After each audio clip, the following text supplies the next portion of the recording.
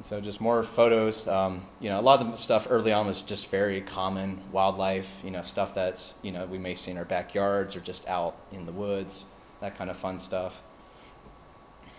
Here's 3 goldfinches in the fall. These are like really, really tiny birds that may visit like your bird feeders and commonly feast on bird seed and everything. Now in the fall, they get this very dull plumage, as you can see here, that really blends in with that kind of color and landscape. But come here soon in spring, they get this very bright and vibrant yellow color, which I think I have a photo of them in spring plumage later on that I'll show you too.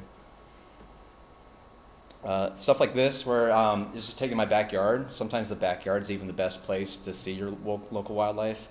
Here's a mourning dove that was perched on my crabapple tree, which, I was, in this one I was slowly army crawling towards it, and I did this for probably about 45 minutes. It's just kind of one of those like amusing moments where I just get really into what I'm doing and getting as close as I can and just getting some photos of it.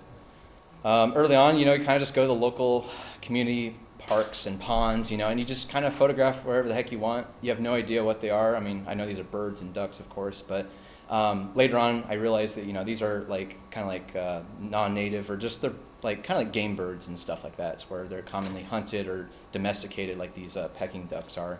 But just kind of a funny photo I took way early on at least.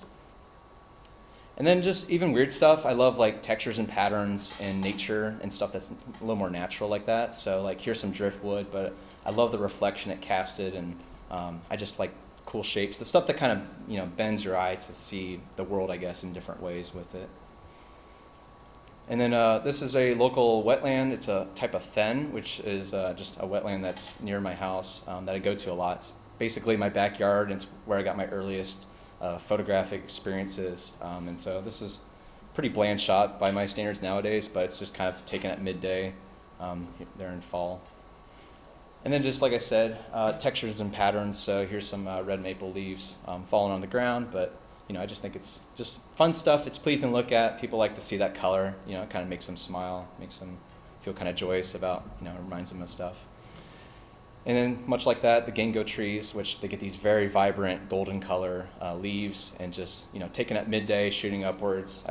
I like the patterns and color it created with it and everything. Sometimes even serendipitous moments can happen even if you can't leave the house. This is, of course, years ago, like we're at, but it was right out of my bedroom window, actually. Just had a very kind of vicious, like, spring storm that rolled through in the evening. But then right when it hit the golden hour, which is, the last hour as sunsets for the day at least, this rainbow just came right through, and it was just quite a beautiful moment just shooting out of the window, quite literally. And then this isn't a monarch, but it's actually a viceroy. You can tell by the dorsal fin. I think I have a laser pointer on me, but it's that little, it's not going to work. Wait, there we go. So this little line right here that wraps around, that's how you can tell and distinguish it from a monarch to a viceroy. But as you can see, the wings are pretty tattered because these kind of butterflies don't live that long. I think they live like a week or two throughout their entire life cycle. But there it is, pollinating some, I think, white snake-root or anything, something like that. All right, so this is about 2018. Once again, all my work, most of my work up until recently has been just Ohio-based, and even specifically Southwest Ohio. Here I am, quite overjoyous, just sweating to death underneath that bug net. But I'm actually, it's kind of hard to tell, but you can see I'm wading through some water, and it got up to about waist deep at some points. Just kind of out there with my camera bag and my camera on the tripod. You can see in the foreground there, but no other place I'd rather be. I love wetlands. I think it's just a lot of fun to, there's my face. That's the reality of it. It's not so glamorous.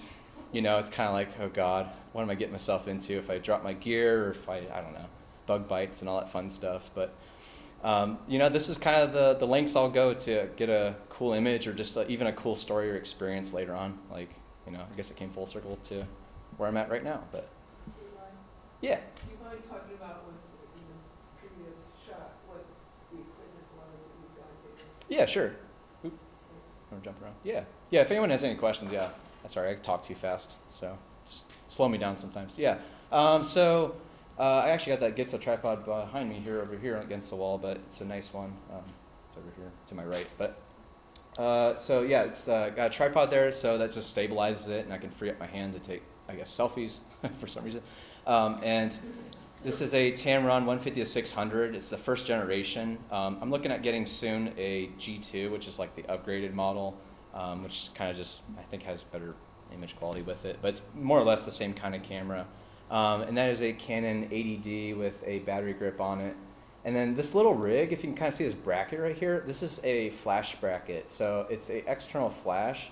And then it's hard to tell. It's called a better beamer. I don't even know if I still have it because I don't use it much, but I don't even really use this setup anymore, really. I'm more on the move. But when I was doing more stationary stuff like this, that external flash, it's mounted up above the camera instead of directly on it, and it just helps with that better beamer, it's called, to help kind of shoot the flash out farther, and it helps illuminate subjects.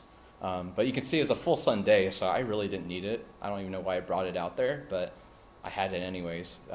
And then the way that the external flash, this little hot shoe on top of cameras, most have it. It's a like telephone cord that hooks up to the bottom of the flash up there.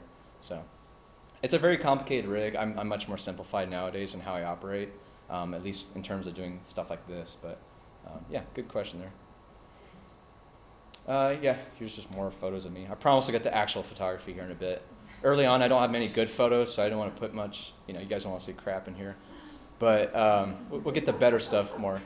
But I will say, I think it's funny how every photographer when they start out, at least I did, has this fisherman vest, and they have like 20 pockets on this thing. It's hilarious. And so I just like, yeah, I'm going to stuff my batteries and my filters and all this cool stuff in there. I never did. I had that vest for probably about a year, and I'm just like, this thing, I don't even wear it. I don't even fish, so like, why do I even have it? But yeah, sorry, I had to point that out. And the cargo pants. It's kind of funny to me. So here's just another picture of me back in the day. So here's just some more photos. This is just down the road from me, a local park. Down the road from me, I mean, it's just a wintry scene. I like the foreground tree of it, the snow, just kind of a very kind of simple landscape scene there. Here's out, I think it's at Cedar Creek State Park, big lake there, but it's kind of autumnal color and everything, but just trying to emphasize with the foreground elements. I think that really helps with a lot of kind of like landscape images and everything, but this one's right on top of me, at least it looks from the image, but rather I was just using a wider angle lens and being kind of right on top of it, of course, there too. But, just trying out different things as I get to, progress in my career and everything. Now, I include this image not because it's anything spectacular. I mean, it's beautiful color, of course, but I include it because it was probably, I would say, quite frankly, the best sunset I've ever seen. I was out at the lake and everything, and just out hiking all day. It was a full sun day and very beautiful and everything. But then it got to sunset, and I was out at the beach there, and there's like tons of gulls and everything. People call them seagulls, but they're technically just gulls. But yeah, just the most beautiful color I've ever seen. It was like literally the sky was on fire, and this photo encapsulates kind of what it looked like, but it's honestly one of those like you had to be there moments. Like it was just a nice, almost reddish kind of sky, and it lasted for more than a long time. But it was just a beautiful moment of being out in solitude and being like, is anyone else seeing this? Because I'm just out here with the birds, and I'm just seeing this beautiful thing. It almost like made me well up, quite frankly. I was just like, this is so spectacular. And at this point in my life, it was like I was going through a pretty rough breakup and just kind of struggling with my footing in life and all that stuff. But it was like these beautiful moments like this are just really, it kind of reaffirms my interest in nature and outdoors and being behind the camera and like really saying to myself, this is what I want to do like the rest of my life. And this is actually the opposite end from that last picture, looking away. And this is kind of closer to the blue hour, which is known as twilight. After the sun sets, but it's the same place I was at, so you can see the gravel and stuff on the beach there. And using kind of the edge where the water and the rocks meet at the beach as a leading line to kind of lead your eye up to the tree there. And you can see it was kind of fall as the color changes there, but very beautiful, just like glass-like water and everything. Just I love the pastoral colors after sunset, equally as much as the the warmer, vibrant colors of sunset. This is a local, it's called Cedar Cliff Falls over in Cedarville, Ohio.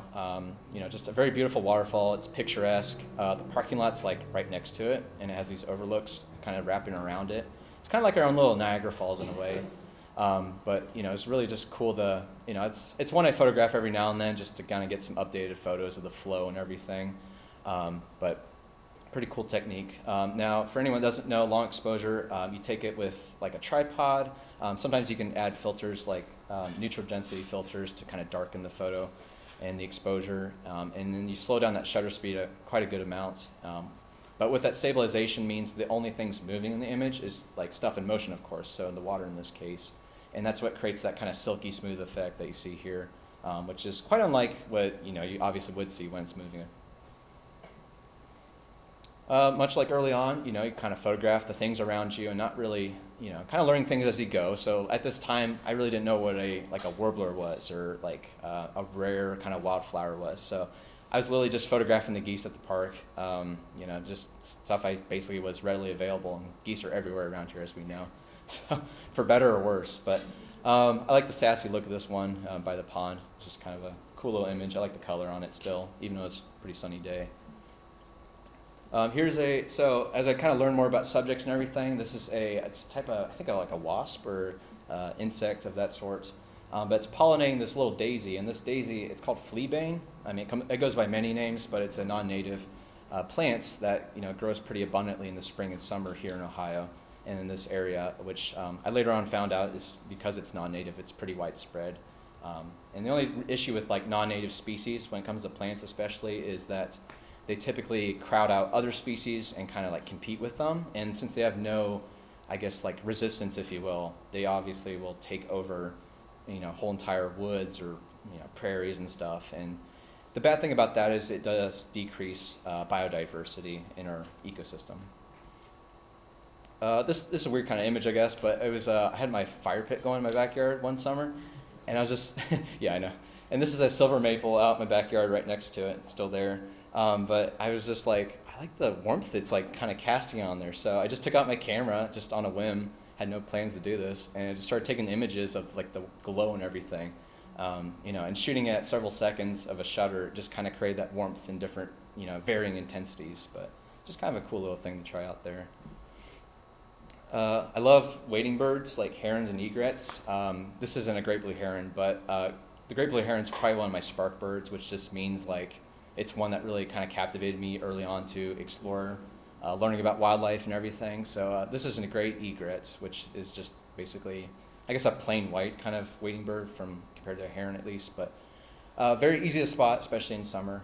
Very cool little bird. So here you can see it's kind of like doing a weird hop and kind of flying.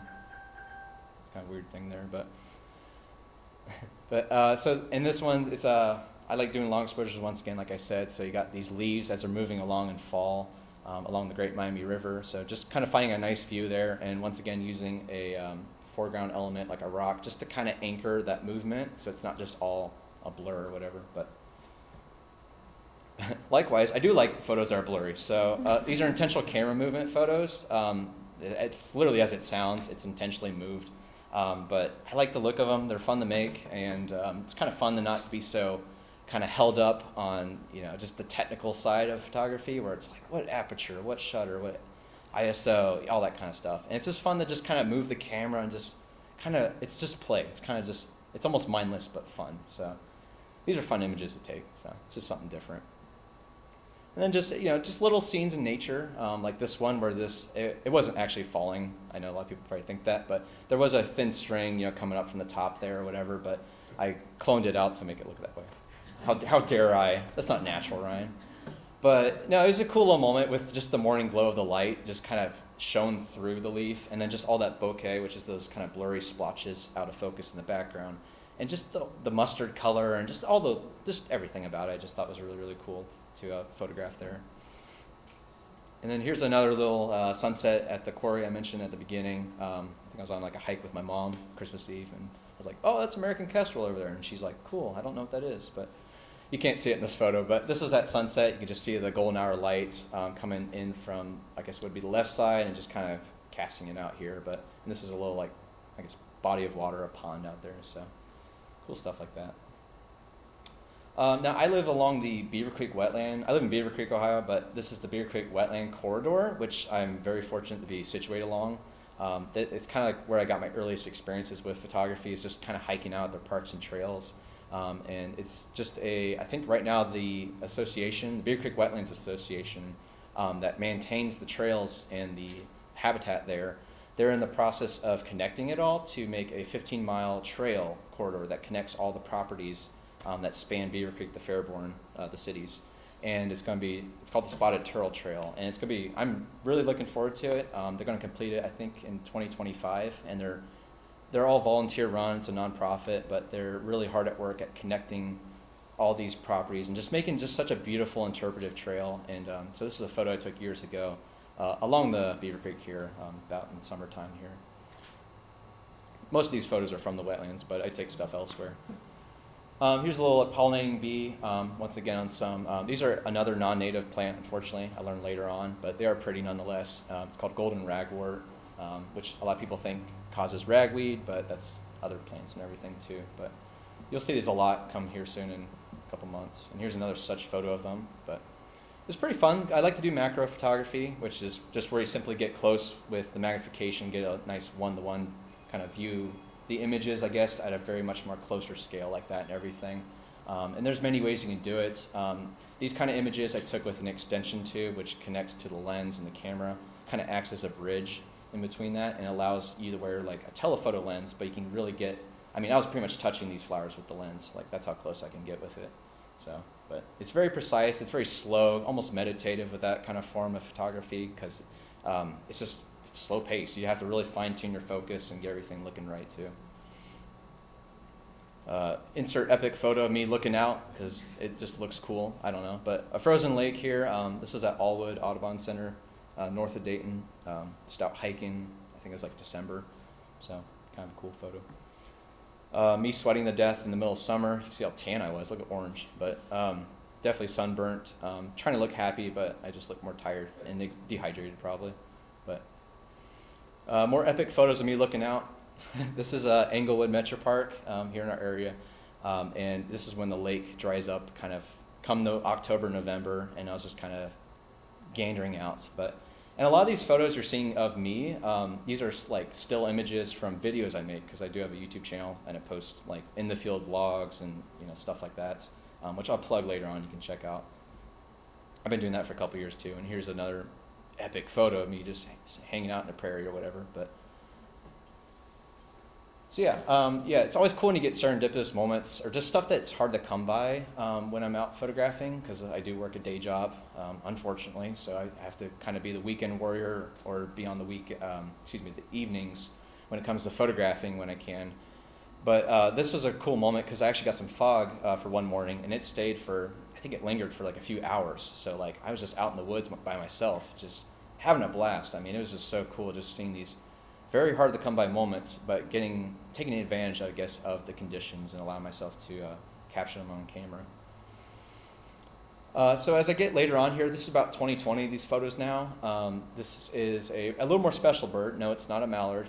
It's actually called a American widgeon, which is kind of a cool bird you don't see too much around here. I think it's a diving duck. There's two types of ducks. One's called a dabbler, and that's kind of like your mallards, and they kind of like kick up their feet and bobble themselves down to kind of feed on stuff on the ground floor or on the lake floor. These guys, I think, dive, I believe, but not that you need to know that right now. But yeah, it was just a cool bird to see this female widgeon. My first time seeing it, so it was pretty neat experience with that. Here's a common little songster we get in like our backyards, the tufted titmouse. Very characteristic bird. They're kind of well displaced in all different kind of habitats. Very, very cute and endearing. But here's a moment where I actually captured it doing the splits as it was balancing itself between two little twigs before it flew away right after I took this image here. So just cool little moments, just as long as you're ready for them, hopefully you can capture something a little bit different and some behavior. That widgeon duck, I took it at the same pond as this one. This is a canvasback, which is a pretty cool duck that you don't see too often. So it's just cool moments where you just see things out in wildlife and nature that you kind of learn as you go. And this whole thing with me with this photography is that it's not an overnight thing to learn about the subjects. I have no real formal education, so to speak. I just kind of learn things as I go and just check out field guides and everything and just learn things as I go from other people as well. And luckily the community is so supportive of, there's like Facebook groups to find out about things you see out in nature. You can post photos and identify things that way at least. So yeah, just cool things. From word of mouth, I found out about these little. They're called cliff swallows, and swallows are a family of birds that are they're aerialists, so they spend most of their life on the wing, really, unless they're sleeping, and they're usually catching insects to feed on. That's like their main food source. But these cliff swallows, it's pretty cool. This was underneath a dam, actually, where I found them from talking to a friend of mine at the time. And he mentioned about how they build these nests. So this is actually a nest they constructed off clay and mud and just materials like that. And it clumps underneath the dam. And they literally, so it's like hanging off of it, basically. But it's kind of like where you get their name, the cliff swallow. And I got this really cool moment where this one, because they're just flying in and out during the spring, like around the clock. And I mean, this whole dam, it's spread out as wide as it is, had probably about a few hundred nests that are like about this kind of clump size. But I got this really cool moment here where it's just peering out and just kind of looking at me. But these birds have a nice kind of blue backside to them with their wings spread out. But you can see on the front they have this kind of rufous and orange patch and these bands along their throat and breast there. Yeah, yep. These are all around, at least the photos right now. Some of the stuff later on I'll explain is elsewhere, out of state. But these are all like Southwest Ohio. So these are all parks and trails and places. I mean, for years I didn't drive more than an hour to like take photos. So I've been branching out nowadays, but yeah, definitely a lot of this early stuff especially was just around here, literally. So this is a pretty common sight now, with the season of winter, of course. Just kind of cool stuff where you just get some frozen ice and twigs and stuff. And I just like doing cool abstracts. I have previous experience, growing up and through school doing like professional art classes and everything.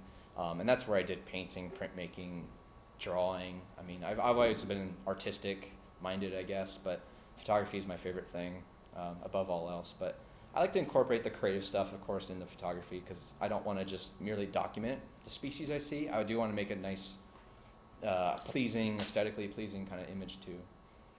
It's really nice, just kind of autumnal color. Just once again, just kind of like pleasing scene. I like reflections in water, if you can't tell, and just stuff that's kind of mirrors itself in composition and all that. This is a local big waterfall of ours. It's called Charleston Falls, and I went there for the first time. It was a really rainy June day, just a downpour, honestly. So no one was out, which is my kind of day usually, is when I get the trails to myself and everything. But once I got to the waterfall, I think it was like less than a mile hike in. I kind of take when I go to a new location, I call them the postcard shots, and that's just kind of like the big expansive shot of the subject, like in this case of the waterfall. And it's the shot that kind of everyone gets, of course.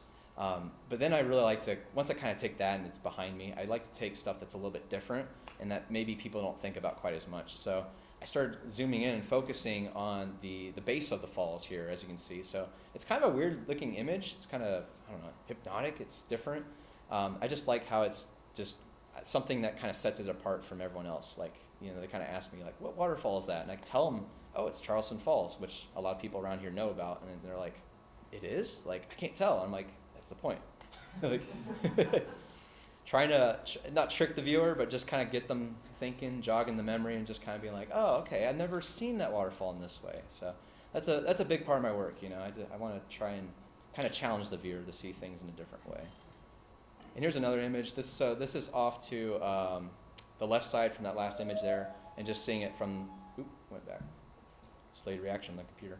But just seeing it from the side there. I know. I love that clock the more I hear it. Must be top of the hour. Yeah.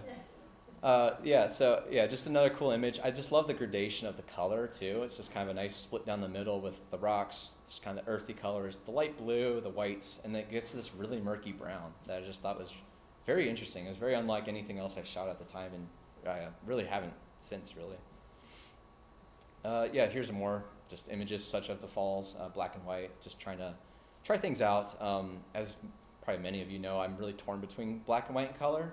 These are all digital, so like I can flip it on the computer pretty easily, but I'm always torn about which one's better, so I guess it's like a you decide thing. Just things, this is kind of just a little happy accident. I was out hiking one time, just found the moon set, so when the moon's out during the daytime, everything, and just photographing it. Nice simple scene of just the sky and the moon there. And then sometimes, like I said earlier, you don't have to travel far to find things to photograph really. This is out in my front yard, just some trees that blossom out in spring there. And it's about April time, and these last about maybe a week or two, and they get this very vibrant purple color, pink purple color, and then it just kind of withers away to just a kind of gross brown color, I guess, so during summertime. Once again, doing some macro. These are beautiful little native flowers. They're called forget-me-nots. At least they have many common names, but this is the one I think that they're most familiar with. And it's hard to kind of visualize. If you haven't seen these in person, these flowers are probably like less than your fingernails kind of size, I guess. They're very, very tiny flowers.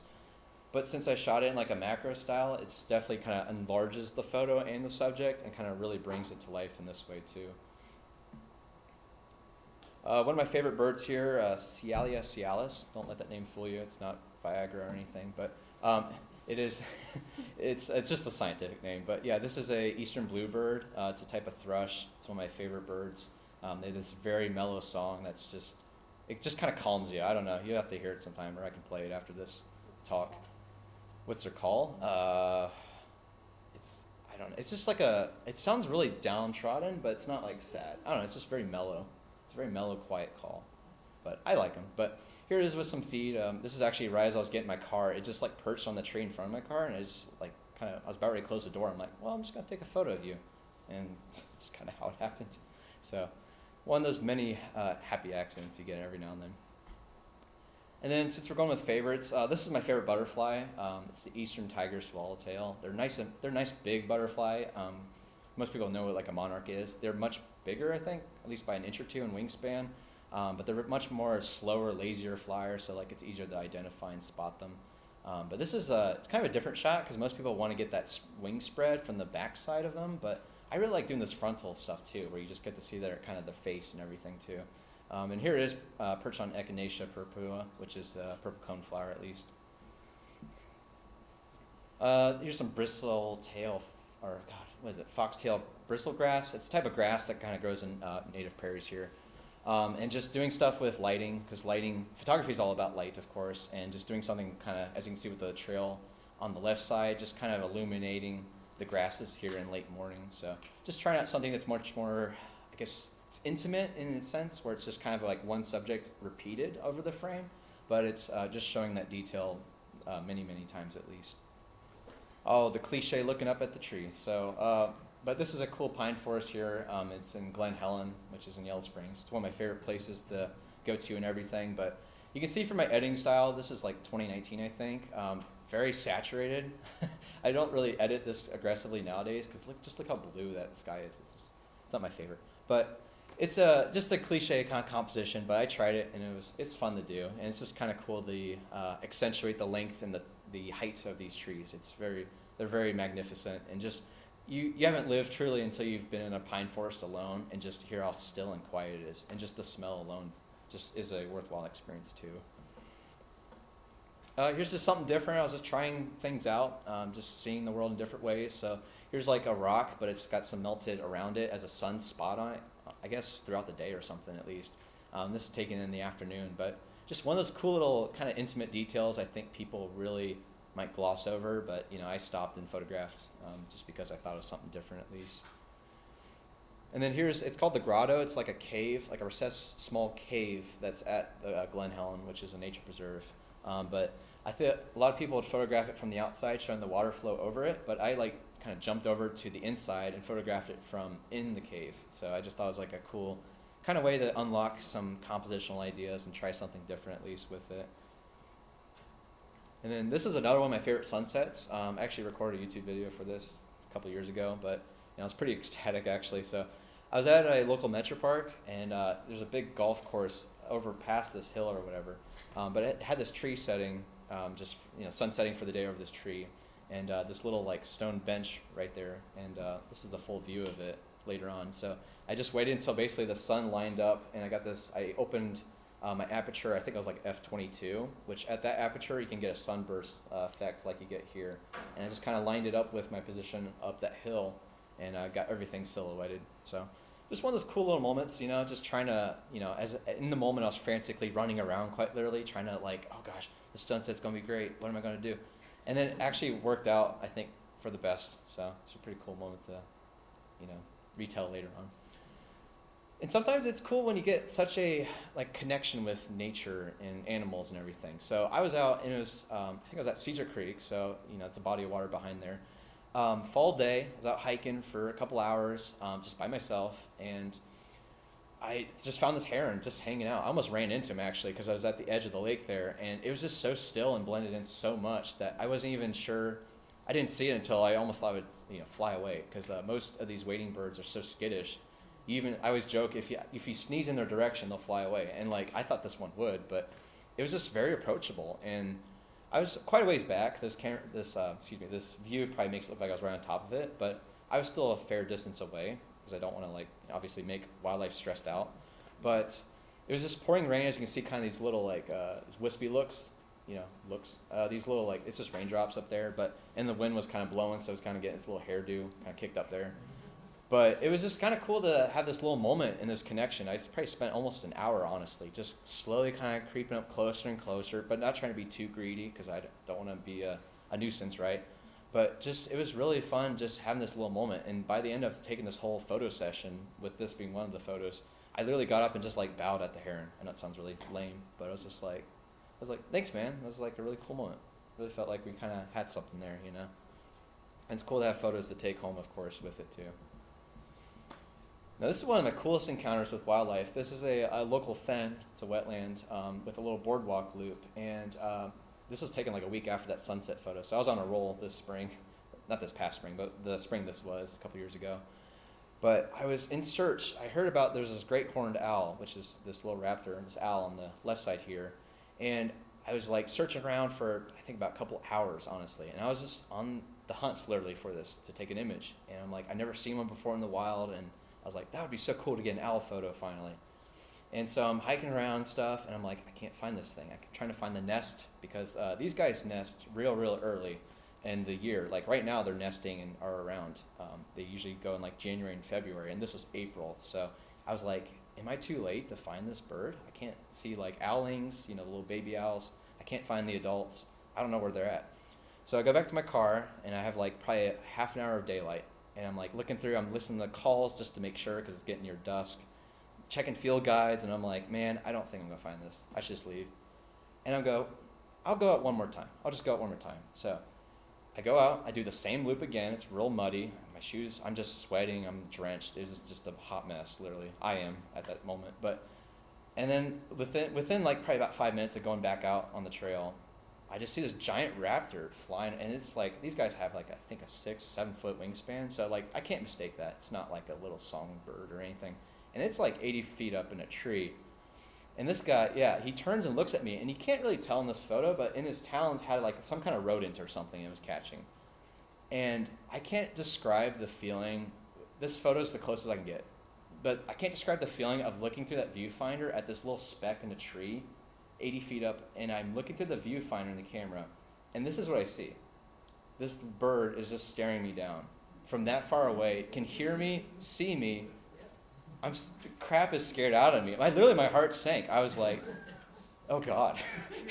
Yeah, I'm next. I honestly am. So it's just and that's where I'm coming. The point I'm trying to drive home with this whole talk is just these little moments. They kind of seem silly a little bit, but it's it's just, you don't have to go far to have these little serendipitous, magical experiences where you see cool things and have cool experiences. And this moment of seeing this, and then later on, a minute or two later, I find the owlings kind of situated way off, and they're just kind of doing this raspy call, because they can't really vocalize quite yet. But yeah, just seeing this adult owl just staring at me down, and just because their hearing is so just perfect. I mean, they can hear anything. They could hear a skittle drop across the hall. That was a weird example, but yeah. They could hear a meadow vole, in the prairie. There you go. That's a little more apt. Yeah.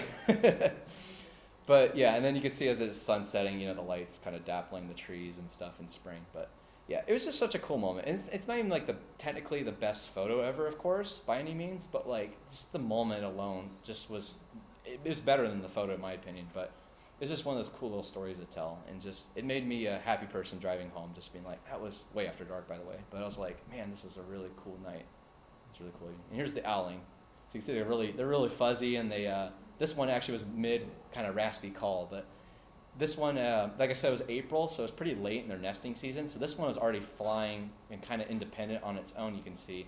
But it was still, their hearing is so perfect. I mean, it was just staring me down immediately and just like, look at me like, what are you doing over there? Like, with my big old lens and everything. So, yeah. So I think I saw 2 owlings that night. So there's about a pair, and then the 2 adults. But yeah, just catching food still for these little owlings as they're kind of growing up. So this is a cool little, it's called hoarfrost. It's kind of different from regular frost, where it's just when the sun starts rising over the horizon, you get these really cool crystallized looks. You can kind of see this coming up here soon in spring when it's frosty mornings, but it warms up enough throughout the day. And this is kind of just after sunrise, where you get this nice crystallized look. That's I think it's really cool. Like leaves and stuff look really kind of dappled and just interesting to look at like that. So just really cool things you can see out there. One of my favorite things, if you can't tell, is the photograph is waterfalls. Just doing long exposure in general. This is Horseshoe Falls at Cedar Creek. It's quite a bit of a hike, a couple miles in. Well, I've been hiking that whole day, actually. I don't even know how I did any of the stuff I do, honestly. But in my old age of 27, no, sorry. It's But back then, yeah, no. I used to hike a lot more, though, but now my knees hurt. Read the room. I was waiting for everyone to go, really? You're like the youngest person here. But no, but anyways, yeah. Sorry, I like to be funny. So yeah, it's just a cool moment to, photograph these falls and just, once again, it's cool. And waterfalls are so calming too. I mean, it's just, literally get lost in it. Like you'll walk by me and go, hello, and I'll be like, ugh! Like I'll jump up and be scared because I'm like, I get so just into these, it's so meditative, just the flow and hearing them and just, I'm fine-tuning the settings on the camera. Like it's just such as much work as it can be to get these photos, it's just so fun photographing things and just getting lost behind the camera. It's just, in a cliche way, I get found by doing that. Ooh, there you go. Sounded cool, right? This is Huffman Prairie, which is the world's first airport. So if you probably are familiar with the Wright brothers, they did a lot of their tests with the Wright Flyer here. And this was my first visit, summer 2019. And got lucky. I got a pretty good sunset popped off at the end there for my visit.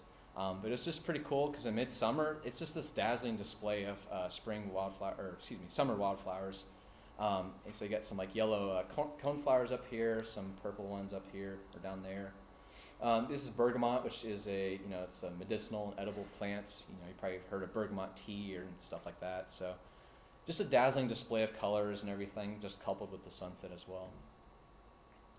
Just more sunsets out, just kind of in spring or whatever. Just kind of, once again, using stuff in the foreground to make a cool subject or whatever, I guess. So you just got this down tree trunk that's just kind of lining the whole landscape at least. Yeah, so sometimes you hear like the best times of day are like sunrise, sunset to photograph things. I will say I have appreciated more and more the midday lights. I used to shirk at it a lot, and most photographers do, I think, outdoors.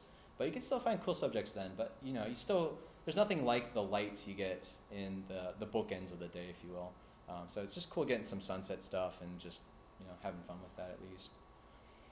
Sometimes the best places to photograph, especially like macro, is like botanical gardens. Now that's gonna be a lot more like cultivated flowers, but you get some cool stuff like this, like with some zinnias that are pretty common, and just trying out different angles. And I could spend hours just photographing those and just kind of learning more about, I guess, botany and all that kind of fun stuff.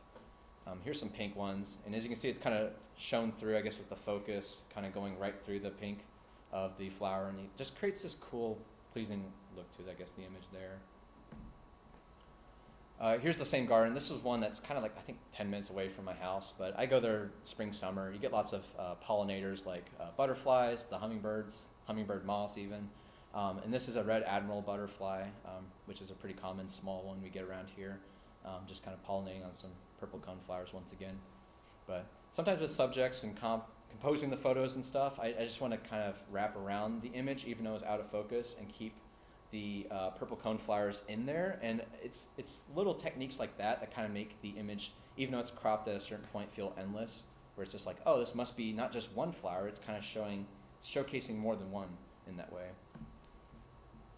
Here's another one where I took it. It's kind of like at a telephoto focal length, so that's kind of like a 100 to 300 or so focal length. But I was literally zooming in with manual focus and just nailing that purple and that coneflower there, and just having all the sea of other wildflowers wrapped around it, kind of just obscure it. Some people may not like that kind of image because it's kind of like irritating to obscure the image. I mean, excuse me, the subject there. But I just thought it was some cool technique to try out at least. Once again, winter, it's kind of hard to come by when you don't have snow, but when you do get snow, it's like, okay, something different at least. So here's a natural rock pillar formation that I hiked to one day, and I was just like, let me just shoot up and let me see just how it looks. And so you can create some cool stuff on overcast days even. Here's I was at a lake I was at. These are cool ducks that we kind of see here probably about in spring. This one's kind of doing some, I don't even know what it's doing actually, but it's like flipping its wings and kind of like sputtering along the water like a jet ski or something. But I was catching it, I did a fast enough shutter speed, and you can just see it kicking up all that water down there, which is pretty cool, and still kind of nailing the focus, I guess, on it. But these are called redheads. It's a type of duck basically, but this is a male one. They're very striking in color and everything. Now the woodpeckers. I love woodpeckers. They're amazing birds. This is one of my spark birds too. This is a pileated woodpecker, which is they're about the size of a crow. Just very beautiful, striking bird. They have this red mohawk, which you can kind of see down here. It's kind of fanned, but sometimes they'll raise it up in interest, like most birds do. But these birds, they love the mature forest. They have this really, I call it a killer clown laugh of a call. If you know, you know. I can play that too later on if you want. But yeah, it's just indistinguishable compared to other calls and stuff. But these birds are very elusive actually for their stature and everything. But I fortunately got this one moment where I was with a buddy of mine birding, and I was like, can I kind of break away from one to go, kind of pursue this one, because it was scaling this dead tree, and so I just got this kind of vertical look at it as it was going up. But very cool bird, very cool. The hummingbirds. So yeah, very cool. Everyone likes hummingbirds, I think, or people that like birds at least. They visit your backyards. They like nectar, tubular flowers to pollinate stuff. This is a cool moment where I actually got one perched because birds in flight are pretty tough to photograph. But this is a cool moment where it kind of like some sunset light dappled on it, and I had like 4 minutes or something to photograph this one. It was just perched there for a while. I think it was honestly just posing for the camera at that point. Sometimes they do, I swear, they really do. Now this is a beaut. Some people mistake it for a cardinal, like probably because we see red birds, of course, but it's a neotropical migrant. It's called a scarlet tanager, and they migrate from South America and come up here, around May time usually. And I was at Clifton Gorge here in the area, looking over. It was an overlook across the gorge, and this one was literally like 5 feet in front of me, and like. This photo is not the best because it's kind of in shade and kind of like a little spotlight on the neck, but like it was just so striking just to see that very almost tropical looking bird just up close that you don't even get. You probably get about a month of time really with it, when they migrate. And just to give a rundown for people that don't know, birds migrate when they need food mainly, and they go to places with typically like warmer climates to nest and raise young, of course. This is a Star of Bethlehem flower, non-native flower, but still beautiful nonetheless. So just photographing that along the wood floor here. How are you all doing? We're all good? We're all with it? We're all good? Cool. Let me know if you want me to shut up. This is a photo I took now. So yeah, just doing cool patterns and stuff. I love trees. They're cool. So I need to learn more about them, but I don't know enough. But it's just, like I said, with all this, just a learning process and everything. As you go out in nature and everything. Here's the Beaver Creek once again, just kind of some sunset light dappled through the trees there and stuff, as you can see on the left side. But I was actually wading through there. It was about late summer, just wading through with some camera gear. Of course, water seeped into my wading boots, and that was not fun. Wet socks are never fun, and bugs biting you all the time. Mosquitoes everywhere, of course. It was just a real hot mess. Yep, the Yellow Springs. One, I guess a postcard shot, if I call it that, but just kind of a cool look at the steps along the right side of it and everything. And those orange rocks are from the iron that's deposited from that water, because that thing flows all year, basically. I mean, it freezes partially, but it keeps on flowing, and it's a beautiful little waterfall. I guess a waterfall. The water does fall. More frozen ice, and you can see the iridescent kind of rainbow up here, which is pretty cool, just with the lighting of the day and stuff. But it's just cool seeing what freezes in these little shallow, I guess like puddles and stuff in the trail. And so I like to really zoom in and get those details and patterns and everything in there. So just pretty cool stuff like that, at least.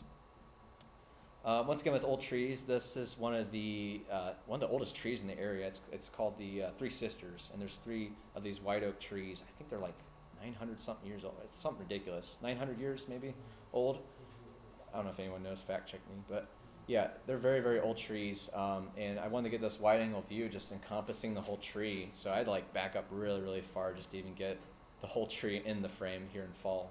You can see with the leaves and everything. Once again, sometimes you just have to stay out late to get the good light. I was out hiking this day. It was a fresh snowfall, I think in like November or whatever. And just like the first snowfall of the day, I was the first out on the trail. It was all fresh, as you can see, all over the trees. So it was pretty cool just to have that all to myself and when photographing everything. But pretty cool with the sunset light at twilight and everything. So as you can see from remember the first photos I took of the deer? Now we're at this. So a little bit better, I think. But this is a cool little moment.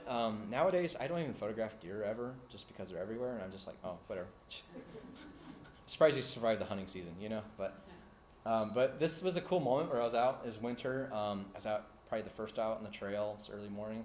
And sometimes usually the deer find me and hear me before I even see them. And this little, I think it's a doe. I think it's a female. Kind of looks like it at least. But it was just like probably like 10 feet off the trail and just was like posing for me. Once again, it's kind of like they just kind of asked for this attention, I guess. So I was just like, okay, I'm going to give it. And just took these beautiful portraits of it. I mean, just like, it's cool just thinking about, I don't know, I'm going to get kind of woo-woo here, but it's just cool having this little connection with the animal. Even though it's an animal, it's different from us in a way, but like just seeing eye to eye with them, just making that connection that it's like, okay, we're not that much different from them, you know? We're just out here living, we're out here vibing in the world, you know, that kind of thing. Here's a dragonfly that you can see out in summer. I actually blanking on the name. 12-spotted skin. I don't even remember the name of it honestly right now. But yeah, it's just cool. It's cool seeing insects. It's stuff that's also, of course, very abundant, and you can see them in like wetlands and prairies and stuff flying around. But getting a photo is even tougher sometimes. But when you get them to perch, or you know, you pre-focus on a certain plant or something, it's really cool. Kind of seeing them up close because they're always flying around and everything. So this is, for any of you that are familiar with Ansel Adams, he took this photo of him on his little station wagon back in the day, and this is my attempt to pay tribute to that. So I didn't put the photo of him in there to compare it, but just look it up. You can find it. But so this is, and also I will say this is April 2020, so like pandemic times, and I was probably like, I'm just going to go out and hike and stuff, and I got no one to talk to. So I'm going crazy. I'm in this little parking lot at this park, and I'm just like, no one's around. I put a camera on a tripod, put a 10-second timer, and I think this is the 3rd attempt. I jumped up on my car. 10 seconds. I had 10 seconds to run back to my car, hop up, and already had a tripod and camera up there. And I pose, and then I jump down, and I go, okay, that was good. Maybe I'll try it again. Doot, doot, doot, doot, and just go right back up and run up there. So yeah, and that shows that's where I was at in 2020. So I was just out there being kind of weird, but you know, it was just kind of fun to do that. You know, it's just kind of killing time out there, and you know, it's the middle of the day, so I was like, let's start the photograph. I guess I'll do me right now. So, but here's a difference. Here's a barred owl, just cool raptor that I got to see up close once again in the wild, of course. You know, cool moment. I was with a friend of mine. We're doing what's called a big day, which in the bird world is like where you basically do 24 hours straight and just find as many species as you can of birds. And so we did this on New Year's Day, me and him, which is pretty cool. So this is a bird we weren't expecting to see, but it was really cool to actually have one or whatever. Now, coming up soon, this one's going to be out probably in a couple weeks. In March, it's kind of like really the kickoff for the spring ephemeral flowers. And these are flowers that can't grow in like the late spring and summer because of the trees when they leaf out, the canopy, they block out the sunlight. And so these flowers, they really have to jumpstart that growing process and, you know, come out of the ground literally early on. So this is a bloodroot. It gets its name because if you cut the root of the flower, it actually has like a really crimson red color. And so bloodroot. But it's one of my favorite flowers. It's very showy in my opinion, but they're not terribly big. But here's a top-down view of it, which is kind of like one of my favorite, I guess, viewpoints, I guess, to photograph flowers, is just get the entire face of it. But I can't like put in the words sometimes the showcase literally of these spring ephemerals, like these, the woodlands and the hillsides and the ground floor in nature. It's like they're just inundated with flowers such as this and everything. Another favorite thing of mine to photograph is isolated trees. I'm a real sucker for just a random tree out in the middle of the fields or anywhere really. And I've even pulled over on the roadside just to like photograph them. But here's one at a park of my near here. It's just really cool little isolated tree or whatever. And I thought in black and white really kind of had the tonality with just kind of the white of the sky, gray, and just kind of getting the darker tones of the tree there. And then come here in spring, you get, of course, mating and nesting birds. Of course, the Canada goose, but here's some goslings as they're crossing a little gravel path in front of me, which is pretty cool to see. It's always fun when you get baby birds, of course, and so that was a really cool moment there. And then some blackbirds. This is a common grackle. Some people don't like them because they're kind of rude and bossy, because birds do have attitudes, believe it or not. Some of them do. And but this is a cool bird because it, when the sun really hits the head or the face of it, kind of gets this kind of navy blue color that's kind of iridescent in the feathers. But any other time of day, and just looks like an all black bird. But pretty cool. And this is like a minute after I got out of my car. It's just once again one of those happy accidents, literally. And then this is a common plant of the prairies, non-native, but it's a common teasel. You kind of see them everywhere, all times of year, even in winter. But this is when it doesn't have its seed pods, and it's surrounded by, I believe, Canada goldenrod. But I just like the color separation of it. This kind of more, it's almost bland, but just that brown color of the subject itself I focused on. But then just the vibrancy of the background kind of wrapped around it or whatever. Here's more waterfalls. This is kind of a weird looking image to me because it just looks like I'm like in a helicopter or something, but it literally was not. I was just like probably like 10 feet above on a stair step. But it was just a cool look where it just kind of stretches across these little cascades and the glaciated rock, of course, because Ohio was once a glacier. And here's the opposite end, so that's looking on the other side of it, and it's just like it has like a coastal vibe to it. But here I was in Southwest Ohio. It wasn't anything too crazy,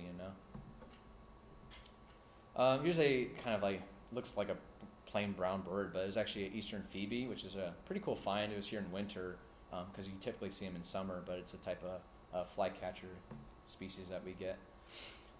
And once again, doing like textures and stuff. Once again, I love reflections and stuff. So this is like some vegetation that's kind of like on the shallow end of the lake. But I just thought it was cool with the reflections and everything, just kind of peering out of it. And it kind of looks to me like, maybe to you, I guess, the sky's flipped, but it's actually just water reflecting, the sky, I guess, reflecting in the water, that is. And just, once again, photographing wetlands and fun stuff like that. Here's one where I just used the leading line of a tree trunk just to kind of lead out and just kind of show that vibrant sunset and everything. So just kind of like learning composition as I go. I have some certifications in photography, but a lot of the stuff I do is self-taught, honestly, like just kind of trial and error and just learning as I go, or asking people for help or questions. And the good thing about digital is that you can really have that kind of thing too, of course. Here's I think it's a state endangered still species, but it's a Henslow sparrow. Really cool moment where I just got this thing. We're doing playback, which I don't recommend, but all the time at least. But this guy was really responsive to playback of its song and its call. And it was probably about 5 feet in front of me. I'm not even joking. Like I had to zoom in to get to it because it was just so close to me, just singing and belting out its song, which is this very quick, like 2-note, like it's insane. Also, as you can see with this, I think I took this in 2020.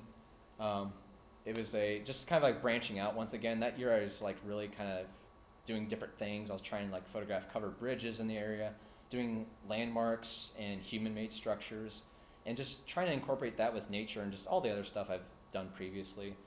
So just trying to, I guess, experiment, broaden my horizons, because I don't want to keep beating a dead horse kind of thing, keep doing the same old thing again. But here's a house finch, all puffed up and everything, because trying to keep warm, I guess, even though it was like June. So, but cute little borb, as they say on the internet. This is cool. This was in May, I think. Yeah, it was in May, and it was like a nice, muggy, moist day where it kind of rained a little bit before sunset. But it was one of those moments, like that sunset I mentioned earlier. I never seen the sky so blue, and then this is over the lake, of course. But you can see the kind of like fog and haze almost, this cloud just kind of draped over the lake. And this kind of reminds me of a Bob Ross painting. This is probably like my most Bob Ross inspired photograph. So I took it and went, yeah, this is cool. And also this little itty bitty heron for scale. It's a heron right there, great blue heron. So pretty big, but pretty cool. And this is another view where I just kind of thought it was cool with, even though it's a silhouette, just kind of like the tree draping over it was a nice kind of, almost like a bookend to the whole composition and frame or whatever. Once again, just if you get out early, which, it can be tough sometimes to motivate myself, but like if you get out and get the good light when it's good, you can get some cool moments, like the way these clouds just parted ways and just allow this beautiful sunrise to happen over this this prairie over here, and this kind of, I don't even know what you call it, like a body of water there. And then once again, going with the spring flowers. This is one of I think my favorite flower, honestly, all time. I'll say it now, but it's a large flowered trillium. They're very beautiful, and once again, they just kind of swarm over the hillsides in spring before the trees leaf out. And, it's just like this sea of white. And they're just, I don't know. You have to see them in person. They're so beautiful. Doing some weird stuff with just like a gorge rock. So this has like some columbine flowers, which are these red flowers on here. And just some moss and everything, but just along the creek there. Just cool stuff like that, at least. Just trying out different techniques and everything, and a nice grouping of trees out here over this body of water and stuff. So just trying to make the most. Sometimes, some days I'm not as motivated, and some days the light's not the best, but you kind of have to make the most of it, or just pack up and go home. But so I try to find something to photograph to have some kind of silver lining there. Now, I don't do much night photography, but this is a cool moment where I actually got a chance to do it with a buddy of mine who's really into it. And he arrived with like these like star tracker tripod heads. He had like this big like telescoping lenses. He had like 3 cameras with him. I'm over here with like a self shutter release and my camera on a tripod. I'm like, am I good? And he's got like everything automated, so he just beep, beep, beep, beep, and they're just all tracking the Milky Way. And I'm like, okay, should I just not do this? Like, it was just amazing to think that, you can really get into the gear, and just how passionate he was to get it. But here's my such attempts at doing just the Milky Way, which you can kind of see right here. It's kind of hard to tell, Where but were you? um, It's hard to see that many stars. yeah, this is. Southwest Ohio. I don't want to give secrets away, but yeah, this is outside of Xenia, Ohio. There's like a park out there that me and him went to, and it's probably in this area the darkest sky I've seen, besides going to like Hocking Hills to go to the astronomy park there, I would say. So, but yeah. Doing mossy trees and everything. Just once again, just trying to find some color in the landscape when everything else is just so kind of bleh, So I was just like, it was cool to see some color. It was really refreshing in that way and all that. Now here's a monarch caterpillar. This is pretty cool. I actually got like a day or two with this caterpillar. It was right outside of my house on like some vine. And I was just like kind of surprised because I just have your basic manicured lawn, really. I was like, what the heck are you doing out here, dude? But just I got a moment where I photographed it as I was climbing up that little twig there. Musk thistle. Yeah, it's just nice big. These things are like the size of your eyeball. It's huge. I mean, beautiful flower head or whatever, but they grow a lot in the summer and everything. So I was just like, I'm just going to photograph this because it looks weird and different. I believe they're not native though, but which once again just kind of crowds out biodiversity. Just more macro wildflowers that I photograph. This is done with a focus stacking technique where I put the camera on manual focus and I fine-tune the focus to get more depth in the image. It's a little bit more of an intermediate technique. Like if you're a beginner, I just say photograph the thing, but this is like a cool technique to try out with this flower to get more of the surrounding flower heads in focus too, and just get more depth of field in the image at least, whereas one image wouldn't suffice enough. So it's more of a creative choice. So this is it's a game bird called a quail, or a bobwhite, excuse me. It's a quail, it's called northern bobwhite. And I was like literally chasing this thing in a way. It was kept going, obscuring itself in some like foliage and stuff. And I was at this park where like these people are just like walking around the same bush, kind of bushy area that I was at. And I kept following the sound of it. I'm like kind of thinking like, do these people hear this? Because it has this like it kind of says its name as a mnemonic, bobwhite. And I kept following the sound and everything. And I got this little moment where I'm just like peering in. I had my camera and stuff all dialed in. And I'm just trying to like, breathe in real heavily because I'm just like running around trying to find this thing for like an hour or two, literally.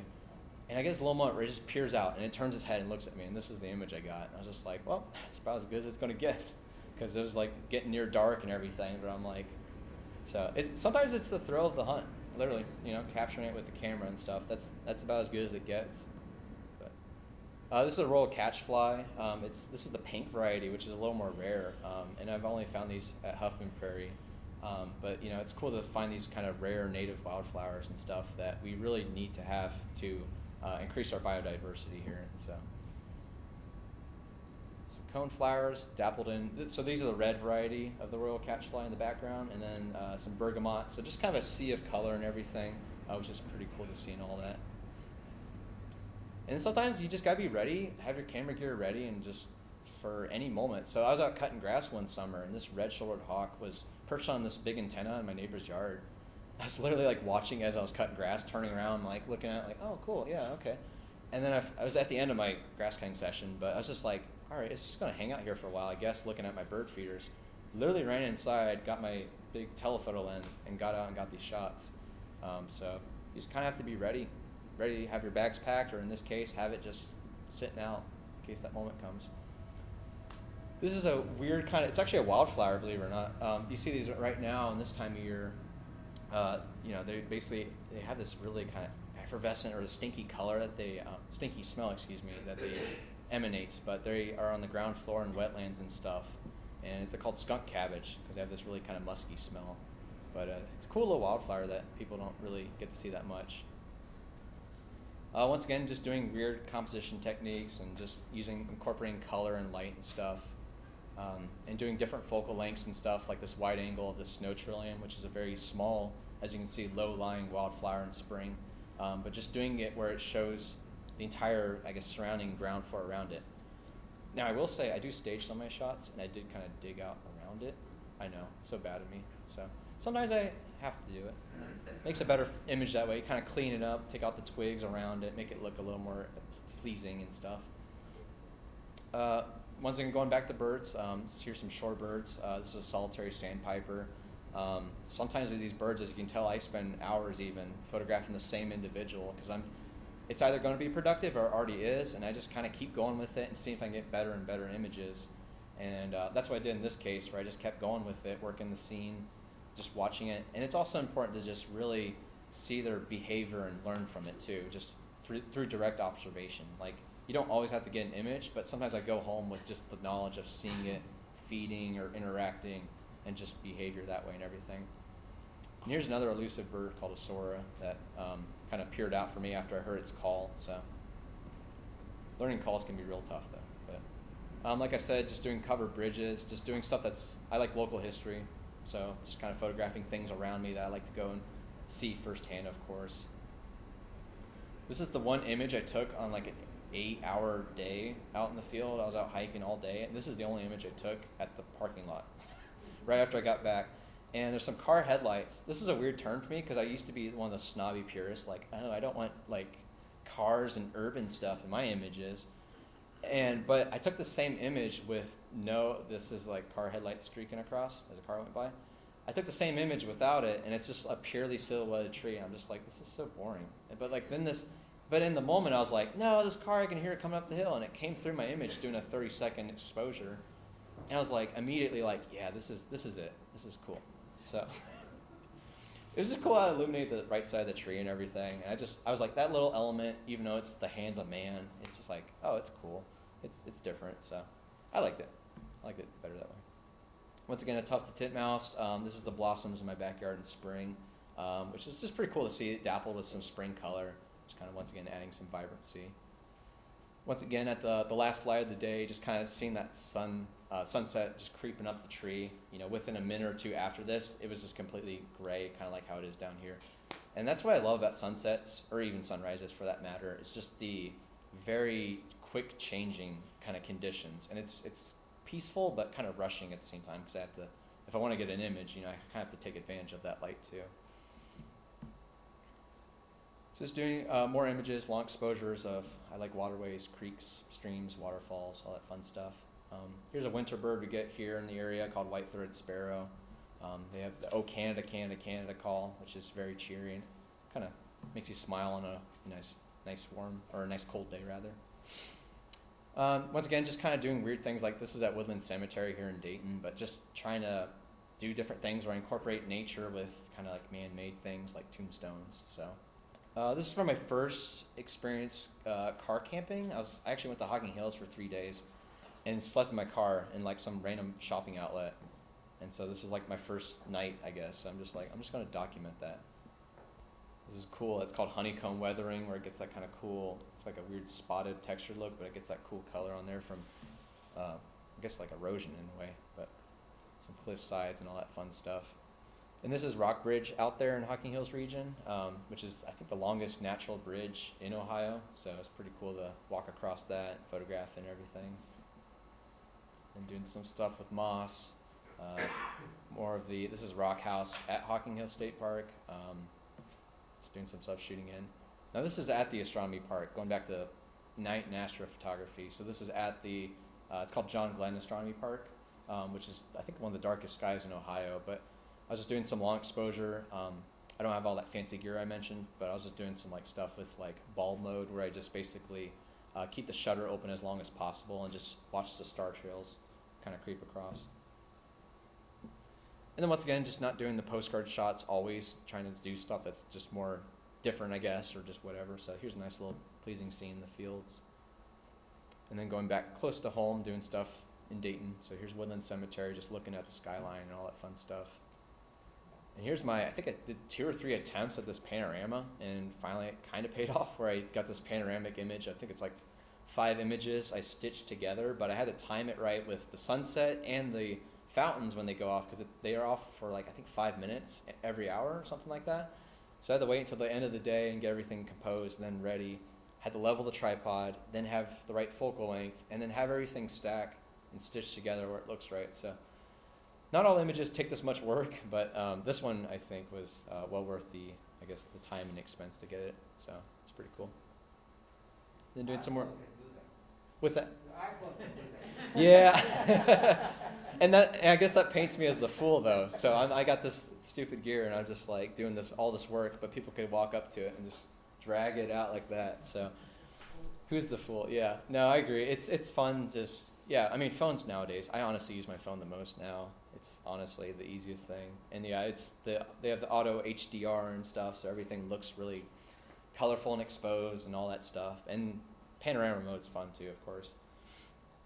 Once again, branching out, just doing more like architectural stuff and just parks and different places. So here's Carillon down the road from here, at the bell tower during Christmas, where they drape all the lights down. It looks like kind of like a Christmas tree. But yeah, back to nature.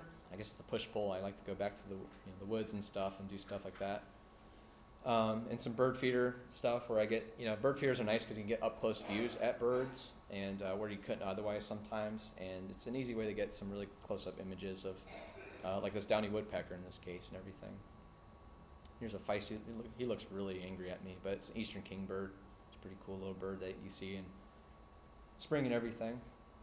Now this is following a lead I had. A buddy of mine said, hey, the fen I mentioned earlier, it's down the road from me. He's like, hey, there's a eastern screech owl, and it's a red morph. Now these screech owls, these guys are real tiny, but they're owls, and they have red morph and a gray morph. This is the red morph, of course, so it's like a really auburn thing, because when people mention red, most birds aren't red. It's like a rufous kind of brown color like this, orangish red, I guess, if you will. But this guy was like literally right at the boardwalk when it starts. So within a minute or two, I'm just looking up in this tree and it's sleeping, just kind of cozy in its little hole there. But it was cool because I got this nice sunset light kind of casting on it too, which is neat. Then believe it or not, on the other side, a week later, you get a gray morph. So they're literally on opposite ends, just poking their heads out. And this guy, of course, blends in a lot better. And the light wasn't as good this day, but I just thought it was kind of amusing. It was literally on opposite ends, so it was just kind of like poking right out. It's like, what are the chances, right? Doing just weird, I guess, compositions and stuff where this felled tree trunk was just kind of lurching out. And I just thought I'd kind of brace up against it and get this kind of wide view where it's just kind of like really going out like that. I love, as you can probably guess, I love hiking, backpacking, camping. So sometimes I'll take camping trips around the area just solo, completely by myself. But I'll bring the camera gear and I'll get up early and start photographing things. But sometimes I like to take the tent shot too because it's just kind of fun. And then one morning I was out at a local metro park. I got up early, around sunrise at least, for my alarm, and I was greeted with this heavy, dense fog. So, and I had this for a couple hours. So like, this kind of just looks like I'm out like at the African savannah or something, you know. But just beautiful, you know, as the haze and everything of the sun, because that's the sun right there. It's not the moon, but just the layers and like this dark foreground tree, and then going way out and everything. But and there's another such foggy view that same morning. And another such foggy view that same morning. Once again, with wading birds and fun stuff like that, just kind of cool moments out photographing these little herons. This is called a green heron. They're very stocky and small compared to like our great blue herons. So like finding these guys is kind of tough sometimes. They're very, very tiny and everything. But I got some close-up views of it. Who remembers the cicadas 2 years ago? Anyone? Those are fun. I love them. Yeah, so I took advantage of this kind of cool moment where like we don't get this every day. So I was just like, I'm going to photograph these at a garden. And they're pretty cool, I must say. I used to not like bugs, but now I love them. Doing some fun top-down stuff with some mini little fern leaves and stuff. So it was just kind of cool to focus stack and just do this weird kind of top-down thing. That was kind of fun stuff. Probably the most Midwestern photo I've ever taken. Just some hay bales out in the sunset. But I had to do it. Doing some weird, like, simplistic stuff, minimalist stuff, if you will. It's like doing these little sticks just hanging out of the snow. I just thought it was, like, cool to get this kind of clean look to it, this high-key approach where everything's so bright and everything. And then doing stuff with bluebirds. These are indigo buntings, actually. It is a bluebird, but just doing cool things like that. And then I also like to incorporate leading lines into the trail, kind of like giving the viewer somewhere to go, I guess. So you got this overhanging tree, but then you just got the path kind of leading your way into it at least, and everything. It's cool because I'm a big plant nerd, of course, just like learning more about the wildflowers and plants in our area. This is called white turtlehead because it kind of resembles a turtlehead. But pretty cool flower that you get here, and it's a really great native as well. And then squirrel corn, of course, and just cool spring ephemeral flowers and everything. This is a cool sighting. This is my first snowy owl encounter. Probably seen these guys in like Harry Potter or something, but it was cool to actually finally see this kind of beautiful, striking bird in person, looking very amused at me for some reason.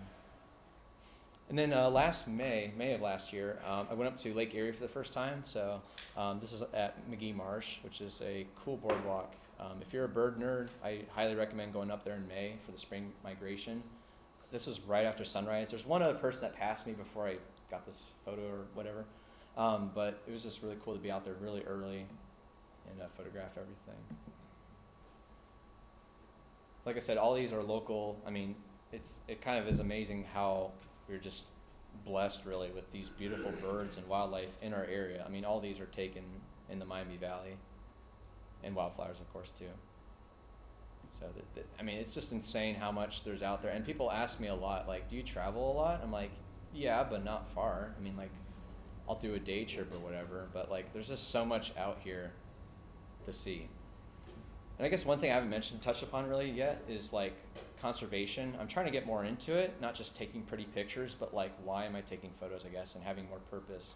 And while this looks like a very pretty picture, I guess, I mean, I would say it is at least, but all this sea of yellow is an invasive called lesser celandine, which is it's a buttercup family flower that's in spring, like April time, just takes over the woodland before the trees leaf out. And it literally, as you can see, this is just one species. It's literally like a monoculture of this habitat. And it's just really unfortunate that we try to mitigate the risks of this with doing like volunteering and trying to do herbicide maneuvers to like stop this plant from spreading, because it just ruins the biodiversity. Like I said, you know, we want all these flowers because the native pollinators like those native flowers. They don't really like this stuff. This is kind of like junk food. And it's just not good for the environment, quite frankly. So while the stuff may look pretty in our local parks, it's very invasive and very aggressive, as you can see. Like it just gets everywhere. So like I said, early on it was tough, you know, because I would see that and go, oh, that's pretty, and I'll take a photo of it.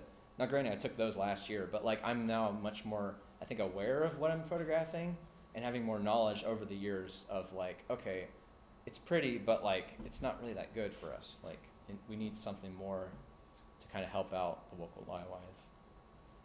So it's a prairie warbler. A lot of those warblers come out in migration. They're beautiful plumage and colors and song, and they only stick around for a little while too. I'm doing stuff with like warblers. Even the common birds up there are beautiful, of course, like this catbird that was poised and ready for me. And then doing stuff with local landmarks even. So this was a tough shot to get actually because everyone kept walking in frame, but which I understand. It was cool. It's like one of the biggest attractions on the lake. Lighthouses are cool, but it was just cool getting that kind of thing. And then here's a early sunrise. I got up early and just kind of went out to the lake and was just walking along the beach and just photographing different things and different views I saw. Lots of variety around here. Look at these little guys. It's a white-eyed vireo, very tiny bird, and it's honestly, for me at least, was life-changing in a way to just see this little guy. They're like the size of, probably smaller than my fist, but like that little beautiful eye, the face and everything, just seeing it like literally right in front of me. I could like reach out and touch it, not that I did, but like just bouncing around the trees and just like seeing it that close. Look at that little face. Look at it, he looks so happy. I wish more birds had eye rings like that instead of just like a black eye or something, That's why I like owls so much, because they're just, so it's just something about the eye ring just makes it so characteristic. Yeah, here's a yellow warbler, pretty common up there at that time of year. This is cool, yellow-headed blackbird. I had to really work for this image, and this is like right by the parking lot. It's like a car or whatever, but like, look at his little sassy legs. It's a pretty cool bird though. So these next images are, this is when I went, really a big pivot for me was, because I always told myself I'm an Ohio-based photographer. I don't want to go anywhere to photograph. I don't want to do any of that. I want Ohio. And it's my home state. I love this place, till the day I die kind of thing. But like my friend, a buddy of mine that I do a podcast with, or did, my co-host, he recommended that we go to the Great Smoky Mountains in the fall for like the elk rut and everything.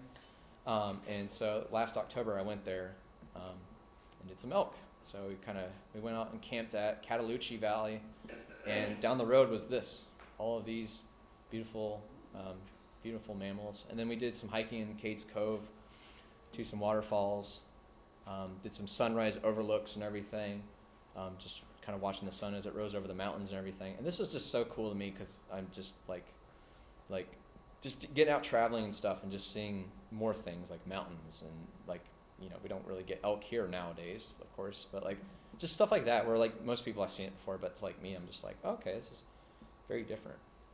And then me looking epic. And this is kind of like the Ansel Adams photo. This took a few takes, but I'm running up on this rock with a 10-second timer, like counting down, and I'm like, I gotta get this epic pose right. And I'm like, cool. So working all the angles. And this is an afterthought after I did the sunset. I was just like, I'm just gonna have some fun while the light's still pretty good. All right, we made it. So I gotta pay the bills. So stay connected with me. Got my website, got prints on there. Any of these photos, if you want anything in any print size, canvas, whatever the heck, metal prints, or if you want something special, I can contact me, of course. I don't really like social media that much, but I am on the socials. I got Insta, Facebook. Like I mentioned, I'm on YouTube. Just search my name and find my face, which is that photo at the very beginning I showed. Very first one. And then I'm trying out an email newsletter, so please sign up so I feel a little more motivated to actually put things on there, because when it's like one person, I'm like, I could just direct message you. And then I have a backlog of podcast episodes. Actually, Tom Croce here was actually on it, here in the audience, but he was a guest on there, and we did that for about 2 years straight. So we have a pretty good backlog, I think like 75 episodes, and it's all about outdoor nature photography and all the stuff we love to shoot and everything. But so yeah, if you want to connect with me on all that fun stuff, you can take a photo of that if you want. And so this is my little tagline I made when I first started doing videos. Just kind of made it up the first time I went out to like talk in front of a camera. And I think it's a good takeaway with this. Like, why should we care about all this? And like I said many times, it's like just seeing beautiful moments, photographing them and everything, and also caring not only about those beautiful moments, but just seeing cool things and trying to preserve and conserve them. So that's my little tagline there. So I hope you can all be inspired now to get out there and see cool things. So.